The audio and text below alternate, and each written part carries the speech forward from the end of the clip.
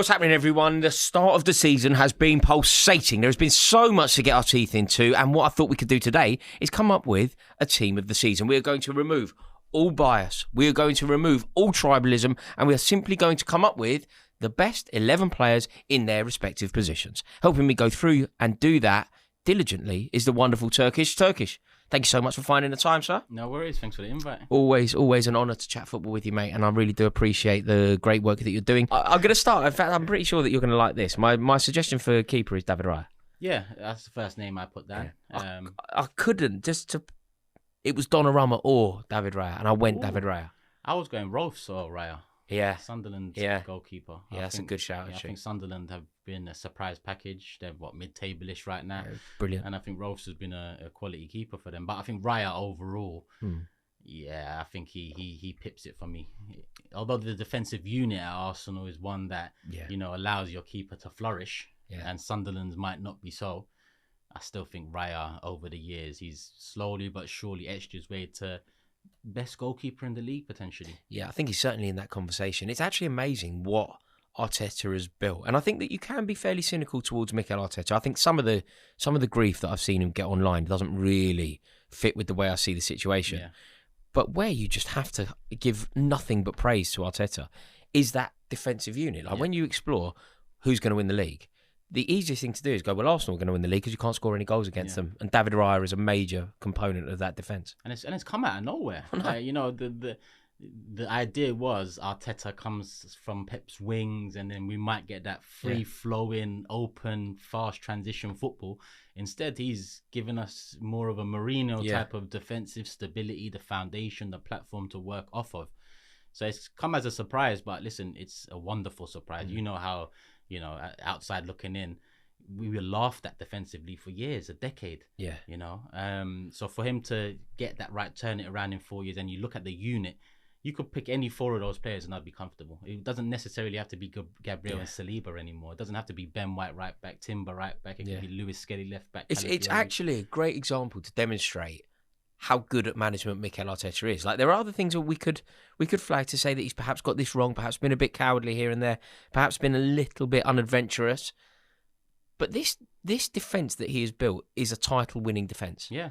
And even the adventurous thing, on one hand, I get it. On one hand, I will say the same thing. On the other, I mean, you look at the profiles of defenders he's got. I mean, Calafiori is a madman. Yeah. Is he actually a defender? Yeah. He finds himself on the right wing a lot of the game. Lewis Skelly, he's a midfielder. Timber, he's an all-round action.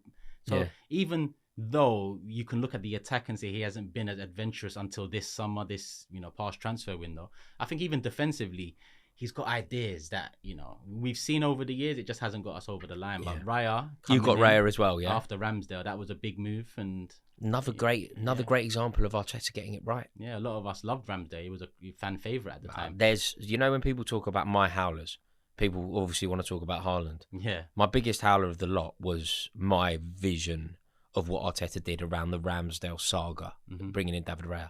I felt like they hadn't improved. I felt like he'd disrupted the dressing room. Felt like he'd made the equilibrium of the defence was kind of off because Ramsdale was so good. I rated Ramsdale so highly. Yeah, he's good, so highly. But Mikel Arteta absolutely got that right. 100%. And David Raya is my goalkeeper and yours. Yep. There we go. Should we go now to right back? Right back.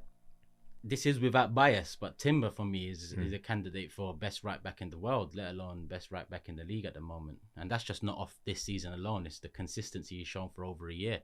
Don't forget he had another operation in the summer as well, just off the back of last season, and he's still, with Ben White still fighting his fitness demons, he's just putting in 10 out of 10 performances every single week. He's even added a bit of attacking impetus to his game as well. I think he scored a goal, got a couple assists so far this season. So for me, Timber, I love Ben White.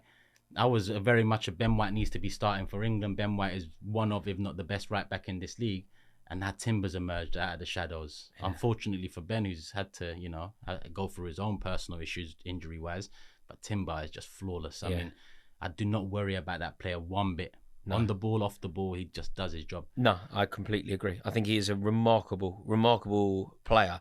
And the problem that I've had here is, it wouldn't be crazy to make this almost if you include, say, the defensive midfield as well, it could just be so Arsenal heavy. You know, we can't score against you. I think you conceded 3 goals all season. Yeah. There's a reason that you're so good, and there's a reason why we're going to discuss a lot of Arsenal players at the moment. We're coming for that 15. You're not. You're not. I know. You're not. You know, there's some records that I just I know. Yeah, you're not. And I'll be hot. You know how upset I'll be. I'd be as upset about that as if we went unbeaten. Because I thought, what was it? We had 17 one year. I remember, was it late 90s? Early 2000s. I forgot what year. Did you win the league that 17. year, though, when you conceded 17? Because you have to win the league. I don't think we did. Right, yes. I think it was 02, 03 it might have been, but that's just off the top of my head. But I know one year we did that, and I thought, no one's going to concede less than that. And then Isn't it a disaster if you didn't win the league that year? Because it's so impressive. Yeah. It's so impressive. But look, 3, you're on course at the moment. Yeah, about. You're on course at the moment. But, you know, it takes one blip, and then it's all gone wrong. One game gone wrong. But I've gone for Munoz at Palace. That's not a bad shout. I think he's such a good player. That's not a bad shout. Palace have had a good start to the season as well. I just think he's brilliant. Marauding, everything that Glasner is building there. I think that, you know, we always focus on Gahey and we focus on like the brilliance of Wharton and whatever else. But I think the fullbacks, it's the fullbacks that bring the system to life. And the energy. Yeah. The energy of Munoz. I think it has to be him. That's a good shout. I still can't see past Timber, if I'm honest, but yeah, I can see why. Look, it's very difficult to argue against basically any Arsenal player in these positions, but I just think that we have to mix it up a little. Well, not necessarily. Actually, I don't think we need to feel obliged to do that. I think we should be picking the best per position, but I just feel like who would you take tomorrow at Chelsea? Possibly Timber in this exact question. But I just think that the elevation of Munoz... Munoz for the past... What Glasner has done there. And maybe I'm now going to contradict myself and suggest that there just needs to be an acknowledgement of the brilliance of Palace. I think so. I've actually got a Palace player in here as well. Yeah, maybe. I've got quite a lot. Oh, yeah? I don't particularly... People keep accusing me of kind of liking Palace. Yeah. It couldn't be further from the truth. It genuinely couldn't be further from the truth. I certainly have no rivalry with Crystal Palace, but I don't have a soft spot for them. Yeah. I just think they're amazing. I really do. I think Glasner is the governor. I think that what they're doing is truly brilliant. I've got a soft spot because of Ian Wright. Yeah, I can see. And the way that went about. They bought Eddie off us, so we've got Eze off them now. So we've got Eddie McGoldrick. I mean, we've got good history. It's not like our transfer business with you guys over the years. I mean, we've got Shamak. It's a great game. Yeah. It's a great game. Who else? There must have been a couple more over the years, but... Yeah. It was Nketiah. Yeah, Nketiah. It's a great game. It's a fantastic 35 mil. Yeah. Still spending that money. Yeah. But no, so I've gone for Munoz just because I feel like he deserves to be mentioned in this team. He deserves it. And I also think, when I watch... The way that he plays, I love it. I love that bombing. I love that energy. Passion, I love what he brings. Yeah. And he's a goal threat. Yeah, and he is a goal threat. Yeah. I'll give him that over Timber. I think goal threat wise, he is more of a threat. But I just think everything else for me, Timber is, like I said, there's very few players I just don't worry about. Yeah, and that just goes across football. The Premier League era. Yeah. With him, if he's there, I know that job is getting done. Whoever is coming up against him, that job is getting done. Yeah, fair. Who have you gone for over at left back? This was a difficult one. I put Calafiori first. That's what I've put. I've gone Calafiori. Yeah. Because I love the rogue qualities, man. Crazy player. Just does what he wants. I think that's what Arteta described him as, a madman recently in a press conference. Yeah. When you're seeing your left back on the right wing, you know there's something more to him than just defending. Still intrigued to see him as a centre back option. But listen, what he adds to our attack, I think, it goes under the radar a bit, and he's added productivity on the end of it as well. This season he's got a couple goals and an assist, or a couple assists and a goal like Timber. He's jumped in Miles Lewis Skelly's he's spot. made the position his own. Because going into the season, 9 out of 10 Arsenal fans, maybe 10 out of 10 would have said Lewis Skelly's our starting left back, deservedly so. But Calafiori's come in and hasn't looked back since, and neither have the fans. As much as we look at Lewis Skelly young, unfortunate, he's got time on his hands. Calafiori had to step in, and it's only just injury problems now. I think he's a class player. I also love the way, the elegance. I love the way he scored, like that goal that he scored at Man City. It was mental. Yeah. Absolutely mental. The technique on it. Yeah, he's a beautiful footballer. Yeah. And I've been surprised. I think that it's important that we kind of give that admiration, to a player who has not only who's not only playing well, but has had to force his way into a team. Mm-hmm. Force his way into a team, make a statement. Battle injuries as well in your first year in the country. So hopefully the injuries are behind him, and So we agree, continues. I think Calafiori. Calafiori, we agree. I special mention to Ghana, Everton. I know he hasn't played left back all season for them. I think he's played half of the games left back, half of the games midfield. But I think like Crystal Palace, I think a couple Everton players should be mentioned. I think Calafiori definitely for me is the choice, but Ghana deserves a mention. Yeah, for sure. Yeah, very good player. Should we do the centre halves as a pairing? Might as well. Yeah, makes sense. Okay. I've gone with G and G. Gabriel and Gahey. Yeah, that's what I've gone for. Mate, totally agree. Totally nice. agree. Mate, we're on a roll. Mate, we're in sync here. Do you know I could have picked another Palace? I think that Lacroix Palace is brilliant. Yeah. I just think Guay's. He's the jewel in the crown. Yeah, he's getting the attacking returns as well this season. So for me, and the fact that he didn't get the move he wanted, the mindset that could have put him in, you know, he hasn't. No, just a true professional. Carried on and because we've seen it destabilise players in the past. 100%. We've seen it really rock players, and 100%. they don't play well. They can't get the form, and it takes a real elite mentality to go through the move, feel like you have your dream move ripped apart. Yeah. And then put in this kind of performance. You know who actually did this? Luka Modric did this for Tottenham. Yeah. Luka Modric nearly signed for Chelsea. Roman Abramovich did everything to bring Luka Modric to Chelsea. He kind of went on strike for a couple of games. Levy would not sell him to us. And he then put in the form of his life. He had the season of his life, got to move to Madrid. Yeah. There's a certain level of maturity. Yeah. There.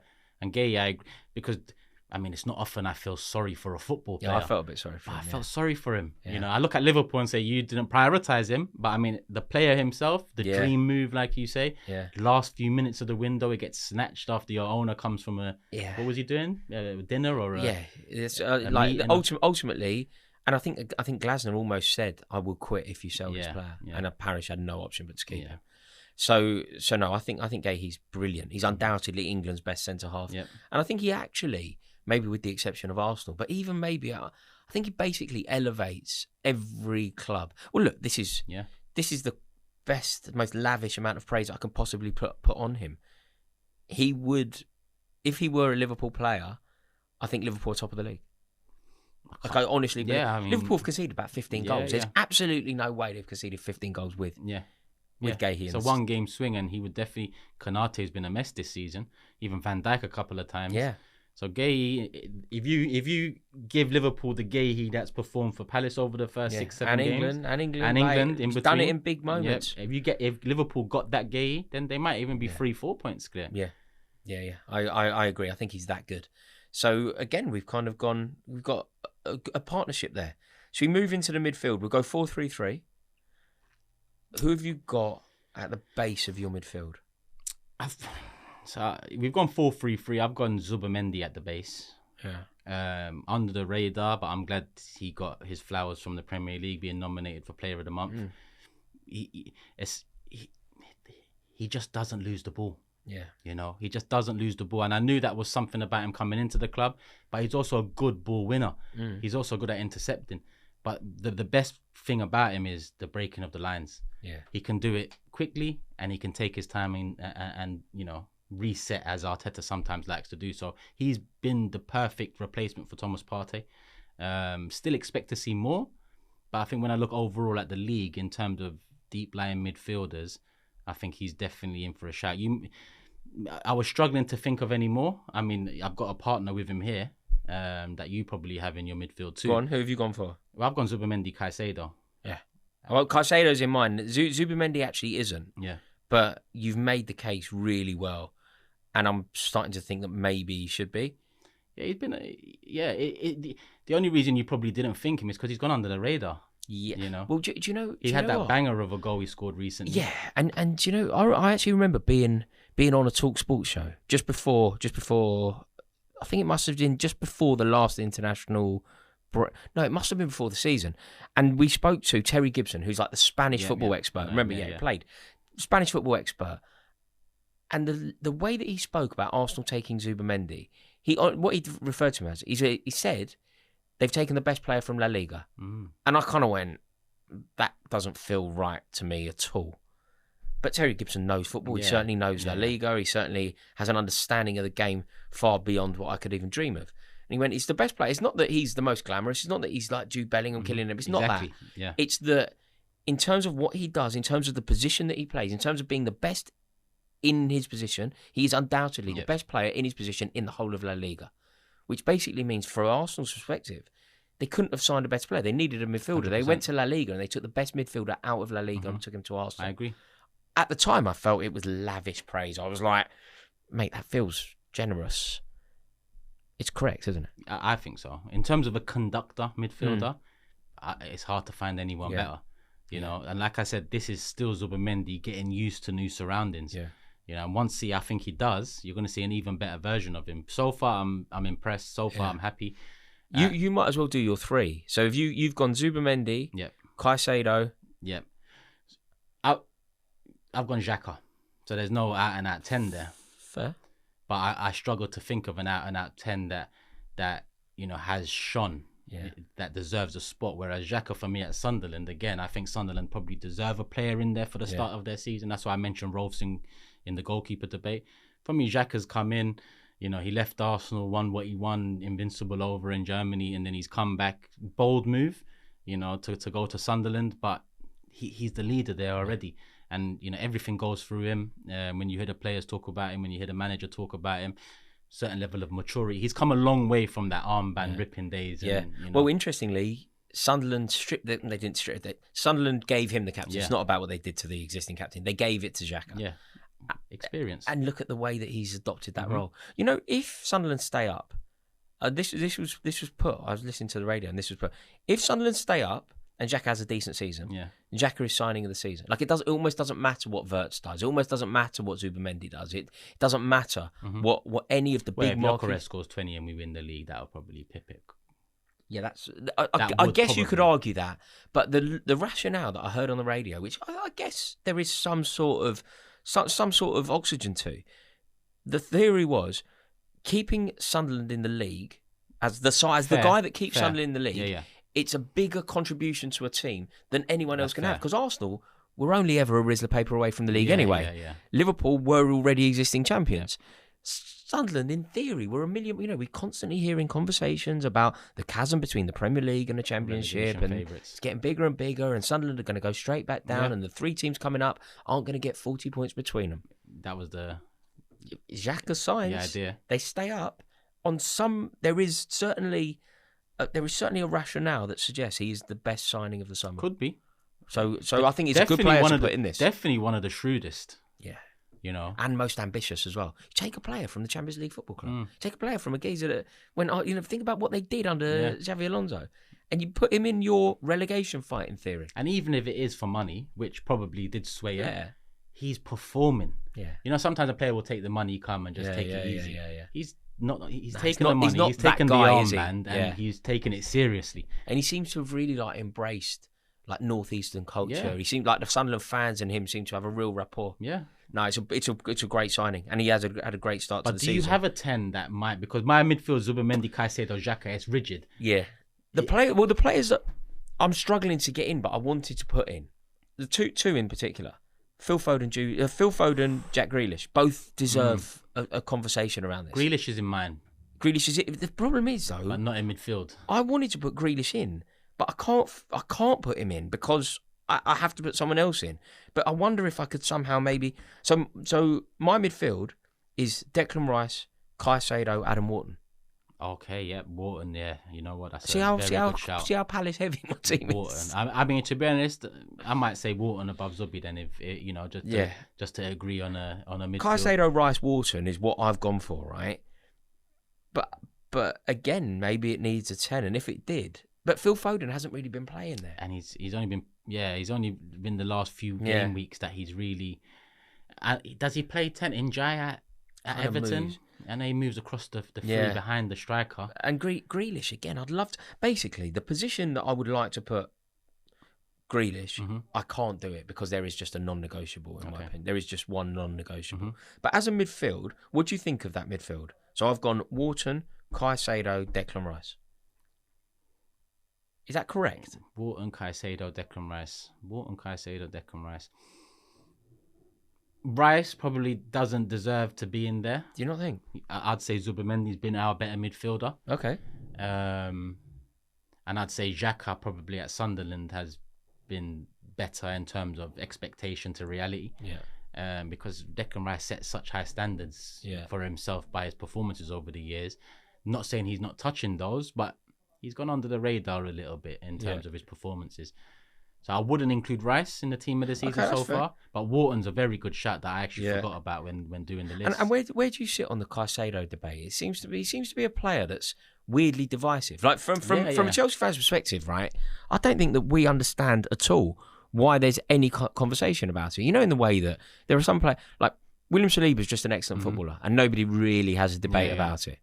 I don't know if it's the money or what, but there always seems to be this Caicedo chat. Yeah.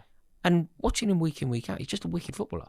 He is. One of the best in the world in his position. Yeah, I had doubts about him when he first came, the inconsistent performances early on, but last season in particular, he kicked on, put all of those doubts behind him, and he started the season strong. That banger against Liverpool.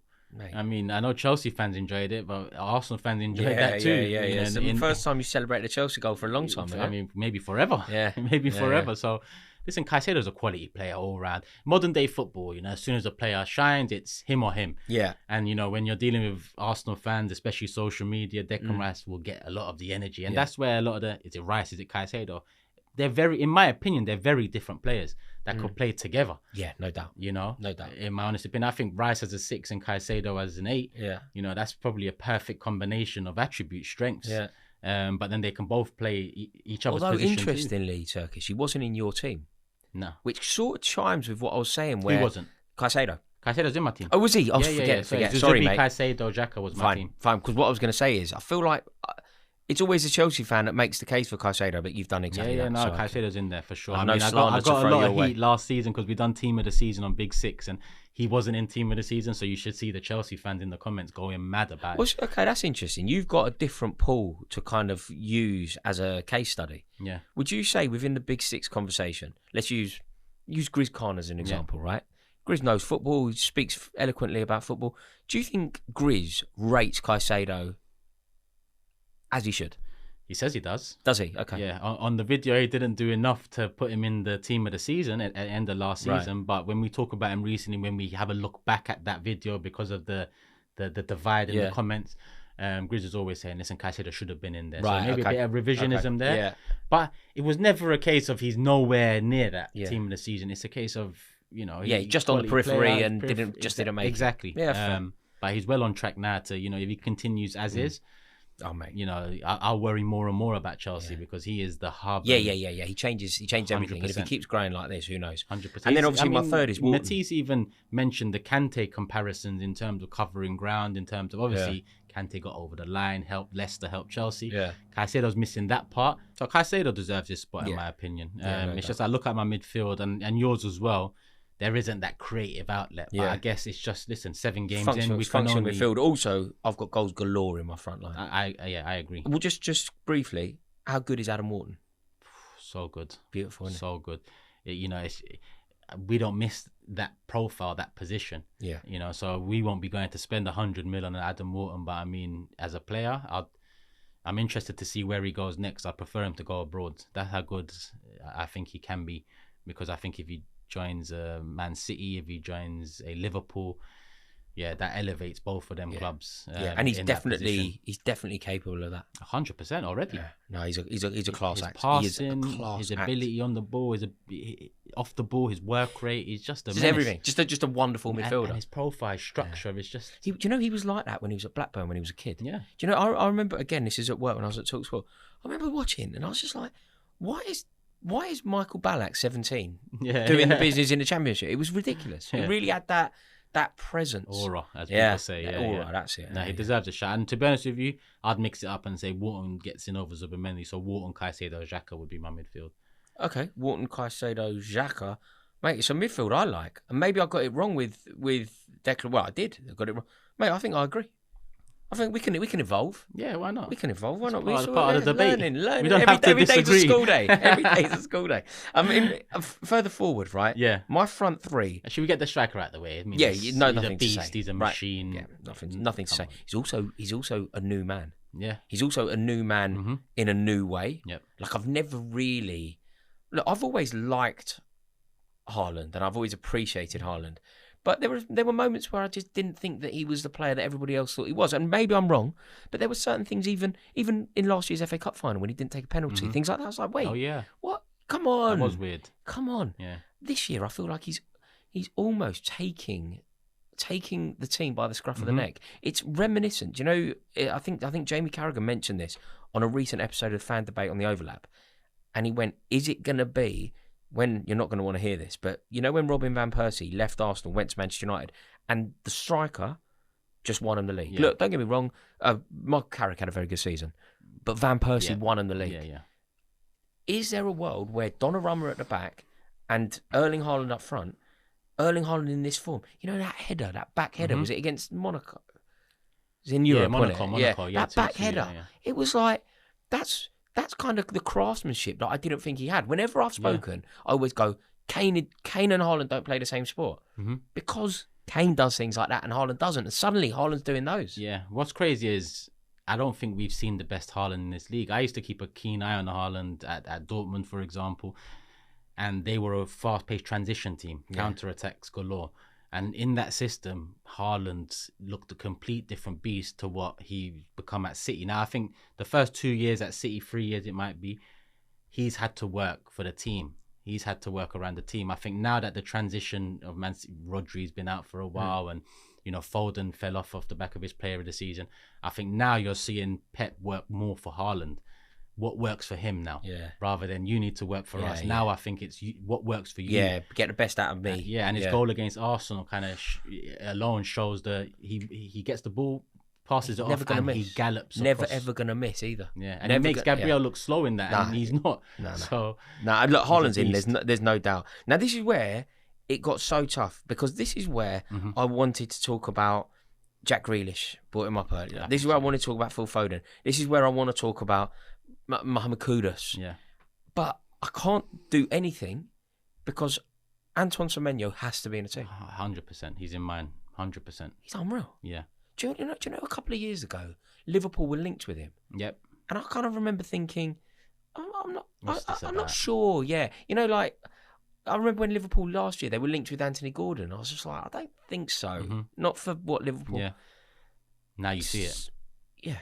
Now I see it, yeah. Because I was the same. Yeah, I think he's amazing. Yeah, both-footed, direct. He's confident. He's got a shot on him. Yeah, he's all round. As a winger profile, perfect. Yeah, he is basically one of the best footballers in the league by a distance. Yeah. And he is under a manager that is bringing the best out of him. You think about what Bournemouth have done. You think about what Iraola has done. Yeah. Think about how their team was ripped apart last year. Again, yeah. They're just unbelievable. Like, you know that Clivert goal the other day? Did you see that? Oh, yeah, like, mate, what the hell is going on? Bournemouth. Yeah. Iraola is the next up as well. Yeah, he's the governor. Yeah. I look at Semenyo like I just mentioned Wharton. He's going to get that next big move. And to be honest, not similar to Wharton. I think if you look at Semenyo and what Arsenal need on that left-hand side. I agree. He's so that Arsenal. is the final. You know, there's a puzzle with one piece missing. That is the final piece. Yeah. I completely agree. And then all of a sudden you have got depth galore. Yeah. Because then Eze's no longer competing for that position. Eze's competing for Odegaard. Yeah. So you've got Odegaard or Eze. They both have to inspire each other. You've got both if you want to do it. You've then over on that wing you've got Semenyo Martinelli trying to elevate one another. Yeah, I agree. I just think that Antoine Semenyo is one of the best players in the league. 100%. And it's a joy to watch him play football. I hope Liverpool don't get him because Semenyo, Isak and Salah, it starts looking... But it's not all about the big names coming in as we've seen so far with Liverpool. Yeah, that's true. Who's your third? Who have you got over the other side? I've got two players mentioned. I'm going to lean towards Grealish, but I think Jadon Anthony at Burnley deserves a mention. Done well, isn't he? Yeah, Burnley. He scored goals. I think he's top 4-5 scorers in the league. As a winger, he's just an winger menace, mid-20s. He's got the energy. So I think he deserves a mention. But I think the surprise of Grealish hitting the ground running off the back of what must have been a crazy 12 months for him in terms of from such a high to such a low. I think that pips it for me. So Grealish is my option, but Anthony deserves a mention. Do you know, I just love Jack Grealish. Like, I genuinely love him. He's a lad, isn't he? He's a lad, but he also comes across as such a nice, honourable bloke. Every time you see him, like doing something off camera, He just seems like such a genuine man. I've heard good things about him. Have you? Personally? I'd love. Do you know he's one of those footballers? Very few modern day footballers.